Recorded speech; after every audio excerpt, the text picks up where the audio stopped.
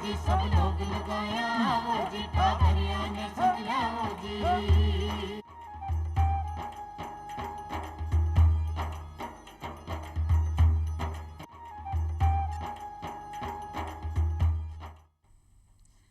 चौपाल का सगला दर्शकाने राम राम से दर्शकों, जठे नारी को सम्मान हुए वठे देवता वास करे।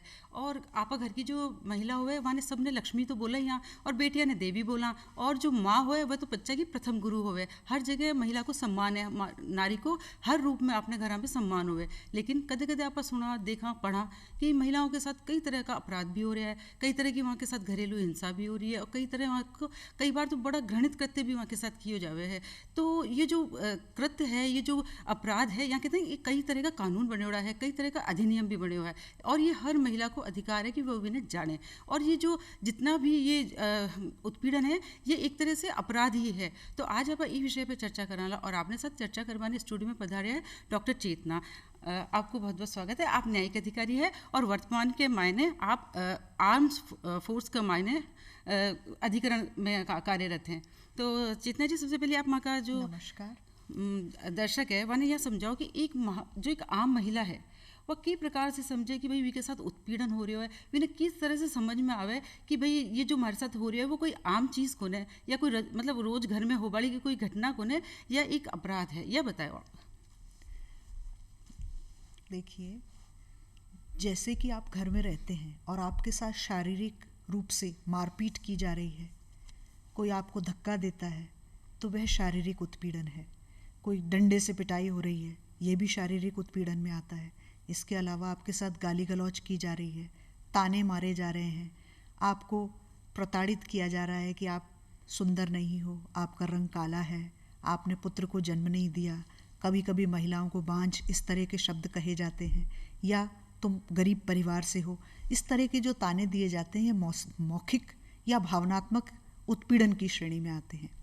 अब आप जब अपने माता पिता के घर से आती हो, या आपके कोई मित्र बंधु कोई उपहार आपको देते हैं, किसी ने भी आपको कोई गिफ्ट दिया है, कोई उपहार दिया है, तो वो आपका स्त्री धन है।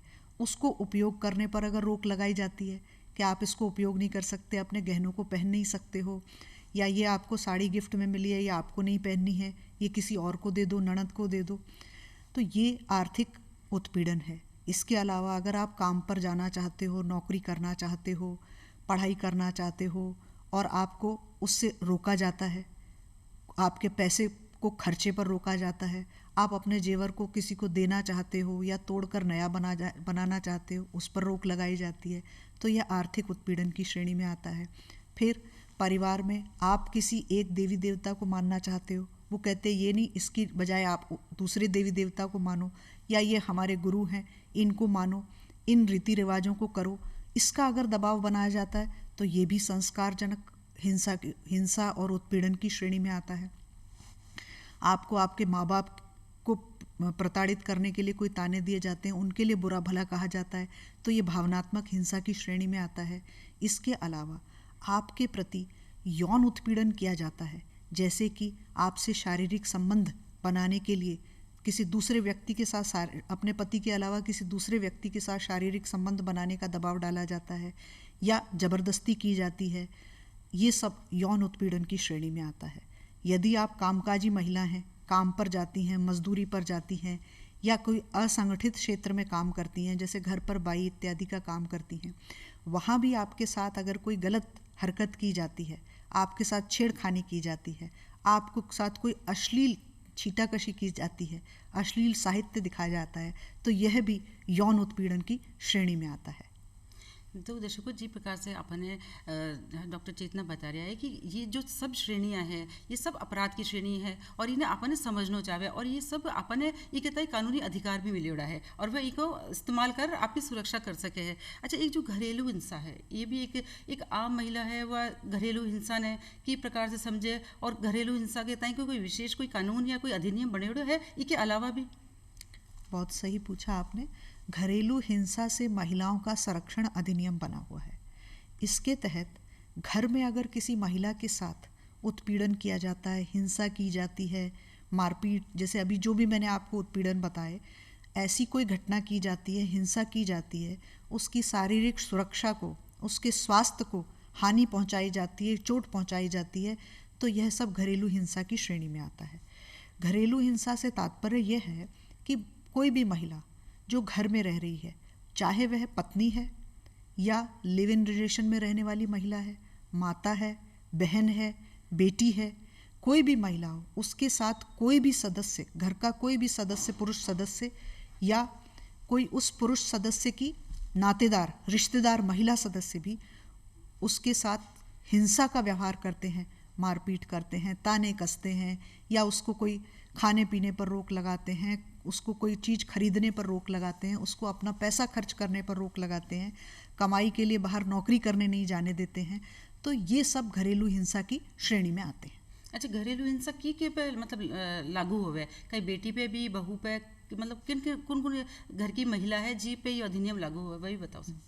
घर की, अगर वो, जैसे मैंने अभी आपको बताया कि वो पत्नी है, कोई विधवा महिला है, ऐसी महिला जो लिव इन रिलेशनशिप में रह रही है, जिसकी शादी नहीं हुई, वो किसी पुरुष साथी के साथ रह रही है, वो माता है, बेटी है, बहन है, जो भी परिवार में रह रही है, वो सभी महिलाएं घरेलू हिंसा अधिनियम के तहत हिंसा होने पर अपना उपचार प्राप्त कर सकती हैं, अनुतोष की मांग कर सकती हैं, न्यायालय में एप्लीकेशन डाल सकती है। मतलब ये के मायने सभी जो महिला है घर की, जो भी जी के साथ भी कोई अत्याचार हो रहा है तो वह जा ये कहता है आपने खुद ने मतलब सुरक्षित कर सके है ना, यही कानून ये बतावे आपने। अच्छा, फिर यह एक दूसरी बात है कि जो महिला कई जगह काम करे, जहाँ आप बताया कि तो ये वहाँ के कोई जहाँ कार्यस्थल के ऊपर की प्रकार को वहाँ के साथ कोई गलत मतलब व्यवहार हो तो कई वह कई कर सके। दूसरों वहाँ के कोई टाइम भी है, मतलब समय भी कि भाई इतनी बजे से इतनी बजे तक ही वहाँ घर में मतलब रोक सके कार्यस्थल पर, वहाँ के बारे में बताओ।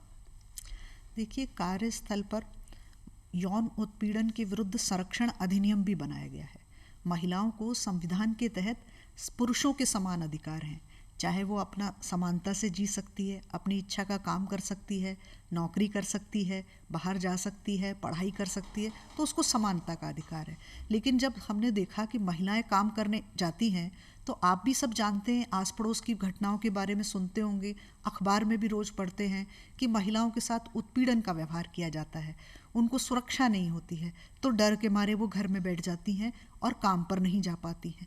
तो इससे संरक्षण प्रदान करने के लिए उनको संविधान में प्रदत्त समानता का अधिकार देने के लिए यह कानून बनाया गया। तो कार्यस्थल पर चाहे वो महिला संगठित क्षेत्र में जा रही है, चाहे वो असंगठित क्षेत्र में काम कर रही है, मजदूरी कर रही है, सरकारी दफ्तर में काम कर रही है, किसी प्राइवेट कंपनी में काम कर रही है, कहीं भी वो काम कर रही है, जहाँ 10 से अधिक महिलाएं हैं वहाँ तो एक उत्पीड़न कमेटी बनाई जाएगी, आंतरिक सुरक्षा कमेटी बनाई जाती है, जहाँ पर उसकी यौन उत्पीड़न संबंधी शिकायतें सुनी जाती हैं। अगर असंगठित क्षेत्र में कोई महिला काम कर रही है तो जिला स्तरीय कमेटी बनाई गई है, जहाँ कलेक्ट्रेट में होती है, समाज कल्याण विभाग में होती है, उसका व्यापक प्रचार प्रसार किया जाता है कि किस जिले में कहाँ बनी हुई है, तो वहाँ जाकर आप अपनी शिकायत दर्ज करा सकते हैं। अब शिकायत किस बात की दर्ज कराएंगे, उत्पीड़न क्या है, यह भी मैं आपको बताती हूँ। जैसे कि कार्यस्थल पर आप गए, वहाँ आपको शारीरिक संबंध बनाने की कोई याचना की जाती है, कोई मांग की जाती है, आपका जो भी बॉस है वो आपके साथ अश्लील हरकत करता है, आपको उल्टी सीधी बातें करता है जो आपको अच्छी नहीं लगती, आपकी इच्छा के विरुद्ध कोई काम करने को कहता है, आपको कोई ऐसा अश्लील साहित्य दिखाता है, कोई ऐसी लैंगिक टिप्पणी करता है, अश्लील टिप्पणियाँ करता है, भद्दे मजाक करता है, तो ये सब यौन उत्पीड़न की श्रेणी में आते हैं। तो इनके खिलाफ आप शिकायत कर सकते हैं। आपको चुप बैठने की ज़रूरत नहीं है, आपको अपने अधिकारों के प्रति लड़ने की आवश्यकता है, सही स्थल पर अपनी शिकायत दर्ज कराने की आवश्यकता है। आपको जरूर उपचार दिया जाएगा, अनुतोष दिया जाएगा। तो दर्शकों, जी प्रकार से डॉक्टर साहब बता रहे हैं, जो भी अगर कोई आपके साथ इस प्रकार की घटना हो तो जार इको उपचार जरूर कराना चाहे। अच्छा, ये तो हुई वह महिला जो कि काम पे जा रही है, लेकिन बहुत सी महिला जो काम पे को नहीं जावे, घर में ही रहे, तो वही वहाँ के ताई कोई भरण पोषण या वहाँ की जो ज़रूरत है या वहाँ का जो बालक टाबर है तो वहाँ की को मतलब कट्ठे से पीसा ले आवे। कई बार यह हुआ है कि वह नहीं कमा रही है तो कट्ठे से वहाँ की व्यवस्था हो, वो भी बताओ सर। आपने भरण पोषण के बारे में भी बहुत अच्छा सवाल किया।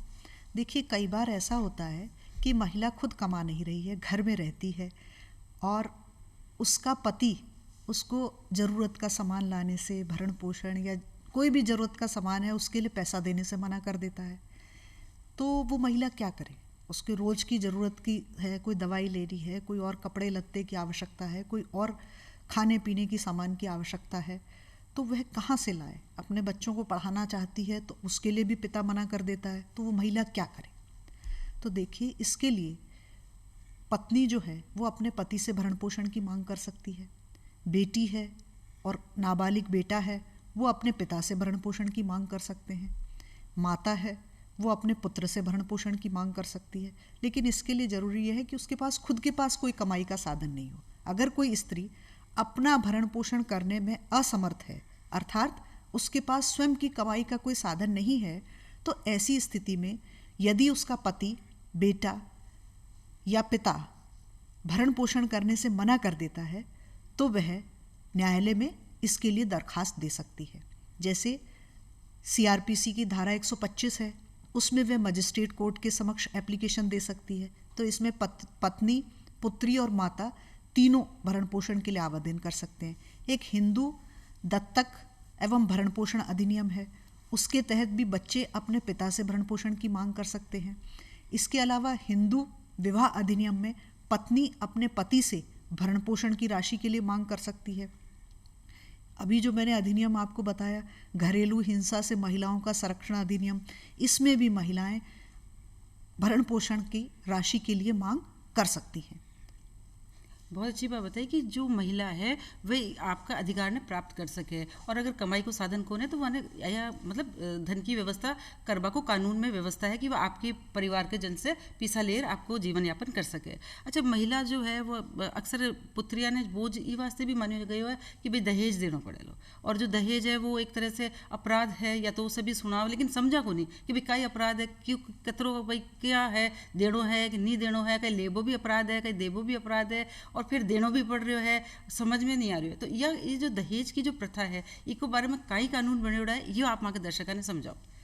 हमारे देश में प्राचीन काल से और कहें तो कई वर्षों से दहेज की एक प्रथा चली आ रही है। तो लड़कियों के विवाह में दहेज दिया जाता है, और इसलिए माता पिता उस बच्ची को बोझ मानते हैं। जब लड़की का जन्म होता है तो हमारे समाज में ये समझा जाता है कि ये तो खर्चा आ गया हमारे सिर पर और ये बोझ है हमारे पर। तो इसके पीछे एक बड़ा कारण यही है कि इसकी विवाह में हमें दहेज देना पड़ेगा। तो इसके लिए दहेज प्रतिषेध अधिनियम बनाया गया ताकि महिलाओं को संरक्षण दिया जा सके और लोग उनको बोझ ना समझे। पैदा होते ही लड़कियों को मार देने की भी प्रथा है, वो भी इस दहेज के कारण है।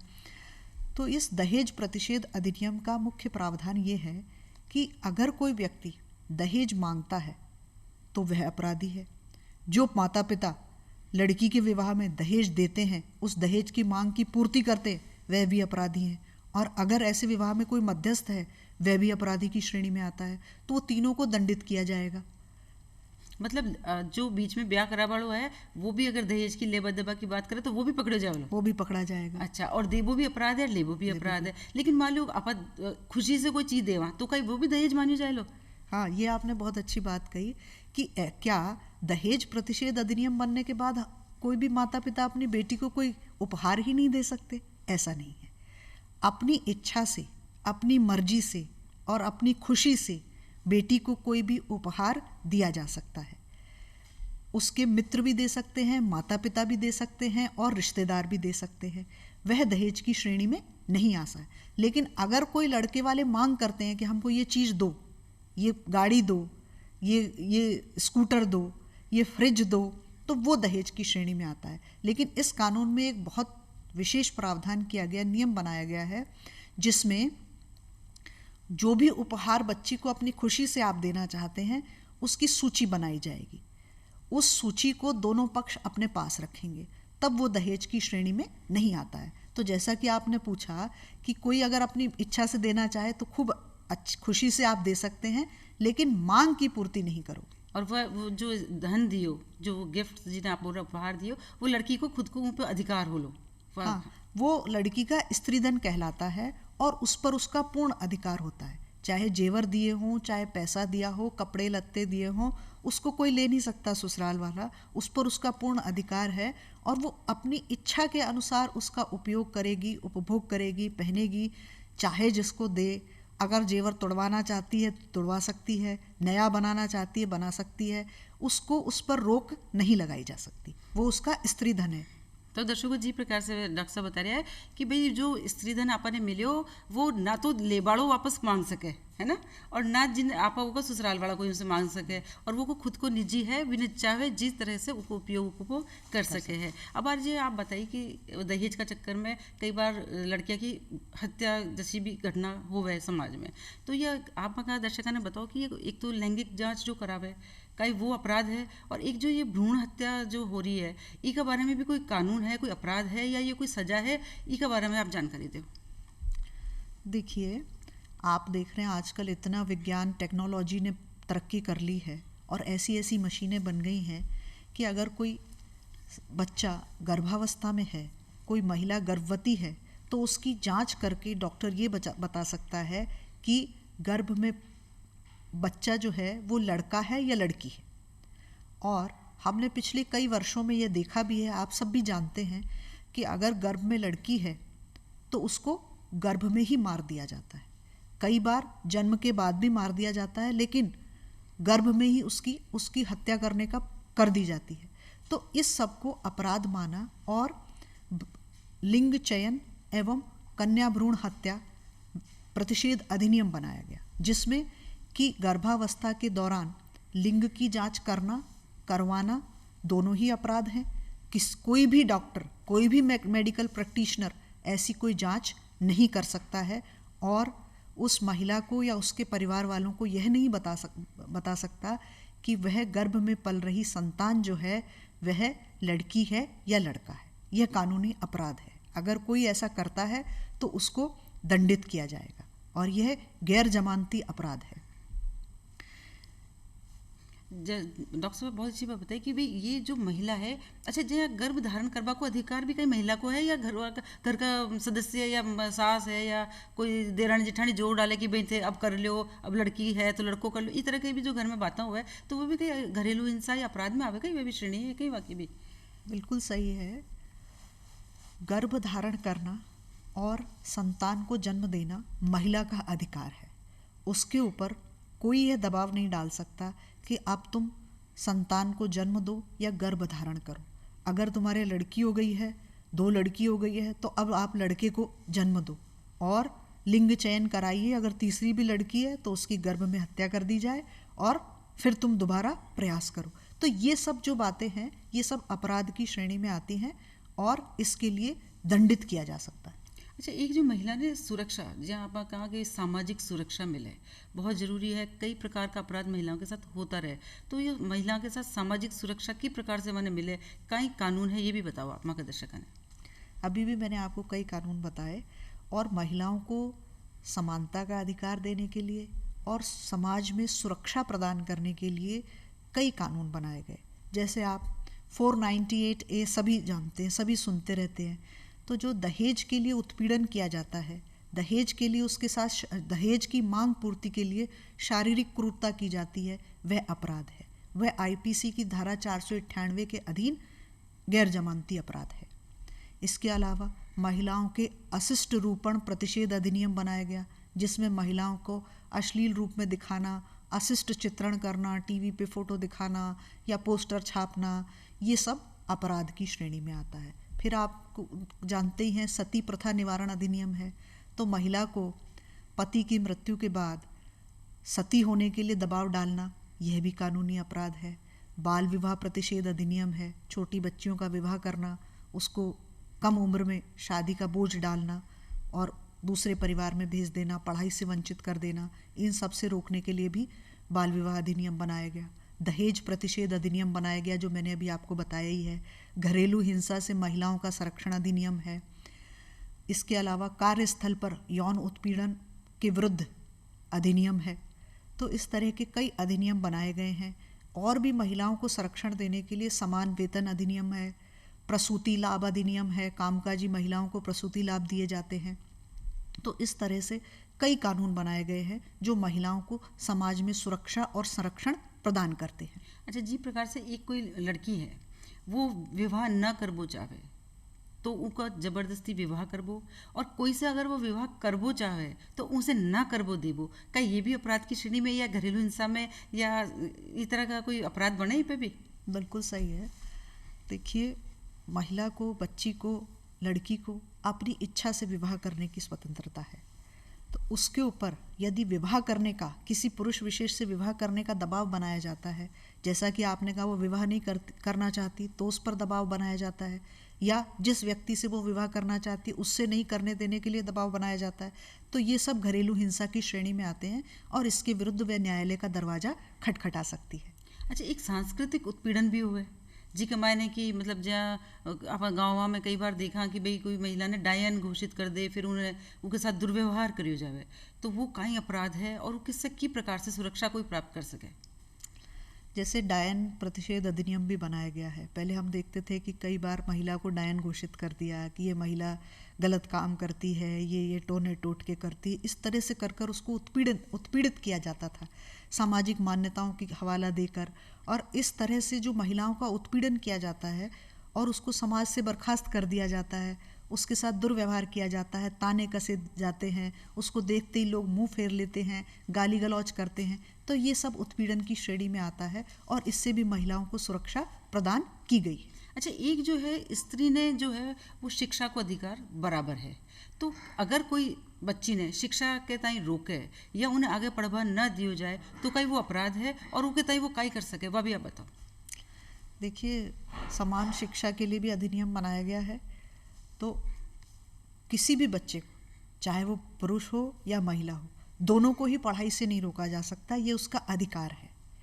और अगर किसी बच्ची को पढ़ाई से रोका जाता है तो वह इसके लिए भी न्यायालय का दरवाज़ा खटखटा सकती है और उसके शिक्षा के अधिकार को संरक्षित किया जाएगा, उसको पढ़ने डाला जाएगा। अभी आप अखबार में भी सुनते हैं, सभी स्कूलों को ये निर्देश हैं कि कम से कम 25% वो फ्री निशुल्क शिक्षा भी देते हैं। तो सभी बच्चों को निशुल्क शिक्षा, सभी बच्चों को, जो ऐसे बच्चे हैं जिनको पढ़ाई से वंचित किया जा रहा है, उनको शिक्षा दिलाना भी सरकार की जिम्मेदारी है और यह उसका अधिकार है। तो इससे किसी भी बच्चे को वंचित नहीं किया जा सकता, और अगर करे तो वो औजार आपको न्याय प्राप्त कर सकती है। अच्छा, नौकरी ना करबो देबो, कई बार यह भी हुआ ना कि बच्ची ने कहने दी तू तो घर ही रह, कहीं कमाई ली तो ये वो, तो उसका जो इच्छा है और उनका जो गुण है या योग्यता है उन्हें दबावो, तो ये भी कोई अपराध की श्रेणी में है? ये भी अपराध की, उत्पीड़न की श्रेणी में आता है। उस महिला को अपनी इच्छा से पढ़ने से रोकना, उसे नौकरी करने से रोकना, मैंने आपको बताया था आर्थिक उत्पीड़न और मानसिक उत्पीड़न की श्रेणी में आता है। उसको नौकरी करने से रोकना, उसको पढ़ाई करने से रोकना, मन वांछित पढ़ाई करने से रोकना, ये सब उत्पीड़न की श्रेणी में आते हैं। और यहाँ मैं आपको एक और बात बता दूं कि महिलाओं को निःशुल्क विधिक सहायता का बहुत बड़ा अधिकार है।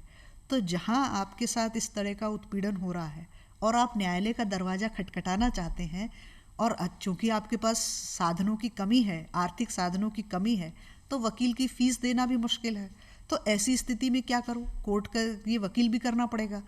तो आपको निःशुल्क विधिक सहायता प्रदान की जाती है। इसके लिए क्या करना होगा, हमारे यहाँ राज्य विधिक सेवा प्राधिकरण है, राज्य स्तर पर, हर जिला स्तर पर जिला विधिक सेवा प्राधिकरण है। अगर आप तालुका में रहते हो तो तालुका विधिक सेवा समिति है, जहाँ पर आप जा सकते हो। वहाँ पर हमेशा कोई न, ऑफिस आवर्स में, कार्यालय के जो समय होता है 10 से 5, उसमें वहाँ पर आपको, वहाँ PLVs होंगे, वहाँ के कर्मचारी होंगे, वो मिलेंगे, आप उनसे संपर्क कर सकते हो।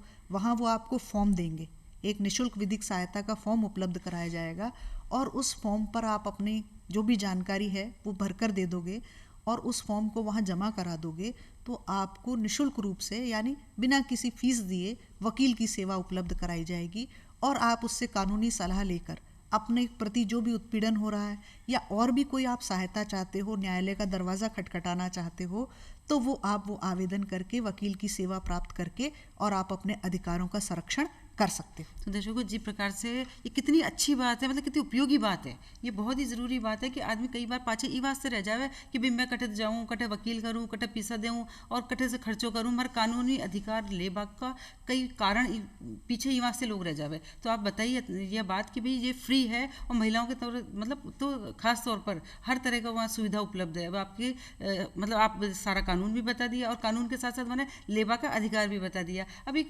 जरूरी एक चीज़ और भी होगा कि जहाँ मानसिक उत्पीड़न भी हुआ है, जो कि दिखे तो कौन है, लेकिन आदमी अंदर ही अंदर गुड़ जावे और परेशान रहे। महिला कई बार आपकी बात कह भी कौन सके, समझ भी कौन सके। तो वो मानसिक उत्पीड़न को अगर आप थोड़ा सा और बताते हो कि किस प्रकार से कोई मानसिक उत्पीड़ित हो सके, तो वहाँ के दर्शकों ने अच्छी जानकारी मिल जाए। देखिए, उस किसी महिला के साथ मारपीट नहीं की जा रही है, लेकिन उसकी इच्छा के विरुद्ध कोई काम किया जाता है।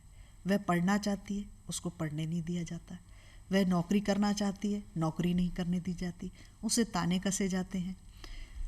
तो इस प्रकार से उसको मानसिक रूप से प्रताड़ित किया जाता है, जो दिखाई तो नहीं देता है, लेकिन अगर आप उसकी इच्छाओं को दबाओगे, विरोध करोगे, तो वो मानसिक रूप से कुंठित हो जाएगी, उसको विकास का अवसर नहीं मिलेगा। अगर मान लीजिए वो अखबार पढ़ना चाहती है, उसको इच्छा है, और आप उसको घर में अखबार नहीं मंगा के देते हो, तो ये भी मानसिक उत्पीड़न की श्रेणी में आता है। आपने उसको कोई गाली गलौच नहीं किया, लेकिन उसकी इच्छा के विरुद्ध काम किया। वो किसी तरह की ड्रेस पहनना चाहती है, साड़ी पहनना चाहती है, सूट पहनना चाहती है, उससे उसे रोका जाता है। तो ये सब मानसिक उत्पीड़न की श्रेणी में आते हैं। फिर उसके साथ ताने कसे जाते हैं, वो अपना विकास नहीं कर सकती है। अगर नौकरी करती है तो नौकरी पर जाने से रोका जाता है। तो इस तरह की जो बातें हैं वो मानसिक उत्पीड़न की श्रेणी में आती हैं। तो दर्शकों, जी प्रकार से कोई भी अगर आपने वो काम करवाने रोके जो आपकी इच्छा है, जो कि एक जिन्हें कहना है कि सही रूप में वो काम करना चाहे और उन्हें रोकना नहीं चाहे, अगर रोको जावे तो फिर वह हिंसा है, वह घरेलू हिंसा भी है। तो ये सब चीज़ें जो आप बता रहे हो, तो ये एक आम स्त्री ने एक लाइन में अगर आपको माने आपकी तरफ से कुछ कहबो चाहो कि भाई ये, तो आप बताओ साहब। महिलाएं सभी शक्ति स्वरूपा हैं। आपको दुर्गा का स्वरूप हो, आपको अपने प्रति हो रहे अन्याय के विरुद्ध खुद लड़ाई लड़नी है, खुद अपनी शक्ति को जागृत करना है। अन्याय को सहना भी एक अपराध है, उसको बढ़ावा देना है। इसलिए आप सब जागरूक बने और अपने अधिकारों की लड़ाई स्वयं लड़ें। अगर आप अपने अन्याय के विरुद्ध, अपने प्रति हुए अन्याय के विरुद्ध आवाज़ उठाते हो, तो 100 जने, सैकड़ों हाथ आपकी मदद करने के लिए आ जाते हैं। लेकिन पहला कदम आपको स्वयं उठाना पड़ेगा। तो आप सब सशक्त बनिए और अन्याय के विरुद्ध लड़ने की शक्ति पैदा करिए। डॉक्टर साहब, आप वहाँ के प्रोग्राम में आए हो, इतनी अच्छी वहाँ के दर्शकों ने आज जानकारी दी, आपको बहुत बहुत धन्यवाद। धन्यवाद। दर्शकों, आगे फिर कोई विषय के साथ ताकि सामने उपस्थित होने वाला, जब तक करें नमस्कार।